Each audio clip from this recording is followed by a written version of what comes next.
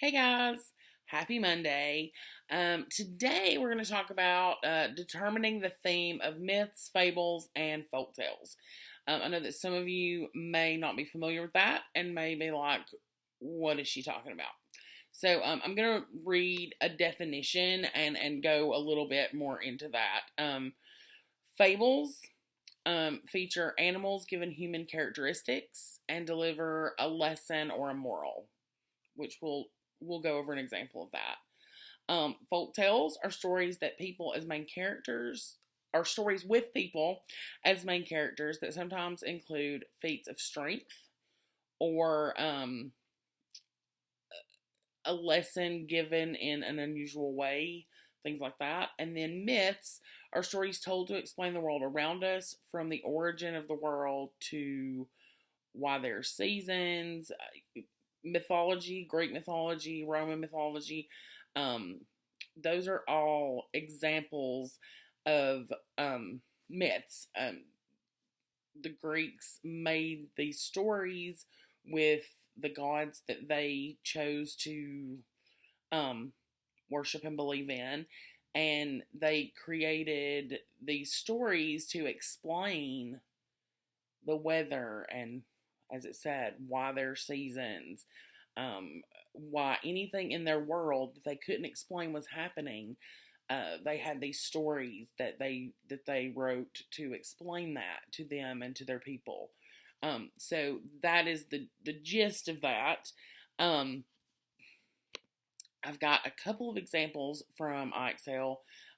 We've worked with theme before, so that's not new.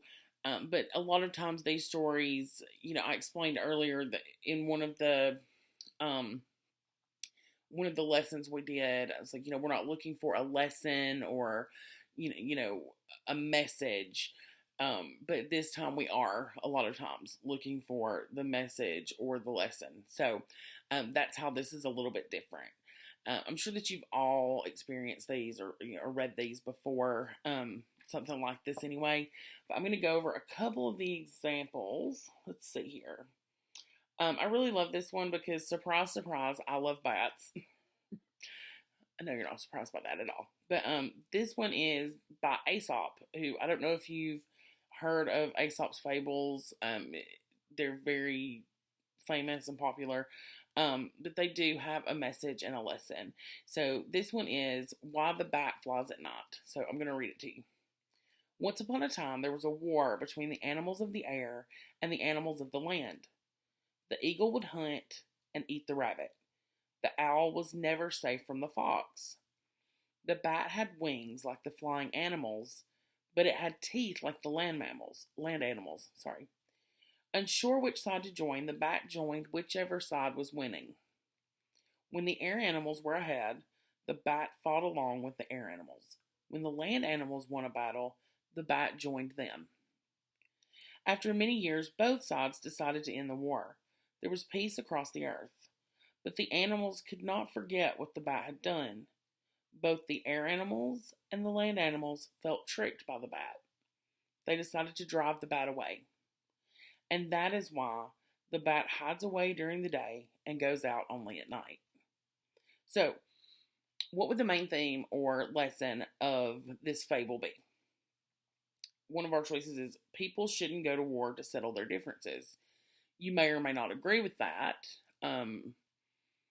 But is that the lesson provided here? No, it's not. The other is people who aren't true to their friends will end up with no one. So when we look at the fable, the bat just went back and forth and wasn't loyal to anybody and just went with who he thought could win, or she. So that is our lesson, that if you aren't true to your friends, you'll end up with no one. And this story should speak to all of us, because we all know people or have had people in our lives who were only around when it suited them or they were getting something in return. And that's kind of the same thing here. So see what I mean? There's always a lesson or a moral that you can take with you. So, the other one is a folk tale, a Filipino folk tale, um, and it's called The Man with the Coconuts. I love this one too. One day, a man gathered dozens of coconuts to sell in the village. He loaded all the coconuts onto his horse. On his way, he met a boy. How long do you think it will take for me to reach the village? The man asked the boy. The boy looked at the huge pile of coconuts packed on the horse. If you go slowly, you will arrive very soon, the boy said. But if you go quickly, it will take you all day long. This boy doesn't make sense, the man thought to himself. I shouldn't listen to him. The man hurried his horse along. Soon, though, the coconuts fell off the horse. The man had to stop and pick them up again. He wanted to make up for lost time, so he made his horse go even faster. The coconuts fell off again, and once more the man had to gather them. It was late at night before he reached the village. So, I think we all see the lesson here, right? And I've said this to you guys many times. We'll talk about that in a second. What is the main theme or lesson of the folktale? Sometimes rushing can make a task take longer than it needs to. Our other choice is, if you're lazy and waste time, you might not get to where you need to go. Well, the man didn't waste time and he wasn't lazy. He just cut some corners. So sometimes rushing can make a task take longer than it needs to. And sort of in that same vein, we've talked about like when you guys take your tape test. And I tell you guys, don't rush through it. Take your time. Don't go to sleep. Because what happens when you rush through it and don't take it seriously? You're back in my class and you have to take the tape test again, right? So don't rush. Take your time. Anything worth doing is worth doing right.